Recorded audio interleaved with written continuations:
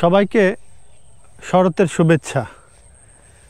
প্রচুর কাশফুল ফুটছে। সৃষ্টিকর্তার অপরূপ সৃষ্টি, আসলে এটা বলে শেষ করার মতো নয়। সৃষ্টিকর্তা যে এত সুন্দরভাবে এই কাশফুলগুলো ফুটাইছে, আসলে এটাই আমাদের বাংলাদেশের বাংলা মায়ের রূপ। এই রূপে আমরা বিমোহিত হয়ে যাই, এই রূপে আমরা আমাদের মাতৃভাষাকে খুঁজে পাই, আমাদের বাংলাকে খুঁজে পাই, আমাদের বাংলার সংস্কৃতিকে খুঁজে পাই। প্রচুর কাশফুল, আর এটাই হলো শরৎ। বাংলাদেশের 6টি ঋতু: গ্রীষ্ম, বর্ষা, শরৎ, হেমন্ত ও শীত, বসন্ত। আর এখন এটা শরৎকাল, যার কারণে এই কাশবনে শরৎ ফুল ফুটছে।